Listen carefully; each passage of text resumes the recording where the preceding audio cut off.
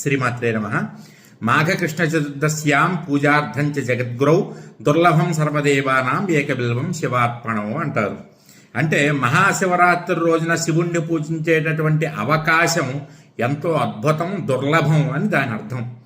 అందుగురించే మనం కూడా జన్మానికో శివరాత్రి అని శివరాత్రి రోజున చక్కగా తలస్నానం చేసి శివుణ్ణి పూజించి అభిషేకించి దేవాలయంలో దర్శనం చేసుకుని ఉపవాసం ఉండి జాగారం చేసి తరిస్తూ ఉంటాం. మరి శివరాత్రి దగ్గరకు వచ్చేస్తోంది. అందరికీ శివరాత్రి జాగారం ఉపవాసం చేయాలనే ఉంటుంది, కానీ అనారోగ్యాలతో ఉన్న వాళ్ళు, ఆపరేషన్ చేయించుకున్నటువంటి వాళ్ళు, బాల్యంతరాళ్ళు, కడుపుతో ఉన్న వాళ్ళు ఉంటారు.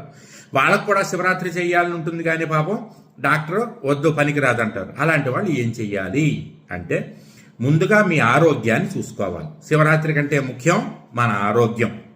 అందుకని ఏం చెయ్యాలి అంటే కొద్దిగా విభూతి తీసుకోండి, కొద్దిగా నీళ్లలో కలపండి, 11 సార్లు ఓం నమ శివాయ, ఓం నమ శివాయ, ఓం నమ శివాయ, ఓం నమ శివాయ, ఓం నమ శివాయ అని ఏకాదశ రుద్రుల్ని ఓం నమ శివాయ అనేటటువంటి నామంతో తలుచుకోండి. ఆ నీళ్లలో చేపెట్టి ఇలా ఇలా మీద చల్లుకోండి.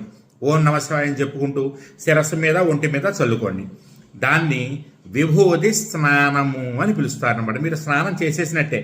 అంటే గుళ్ళోకి వెళ్ళడానికి, దేవుడి గదిలోకి వెళ్ళడానికి పనికి రాదు, కానీ మీరు కావాలంటే అక్కడి నుంచి మీరు కూర్చున్న చోటు నుంచే శివుడికి దండం పెట్టుకోవచ్చు.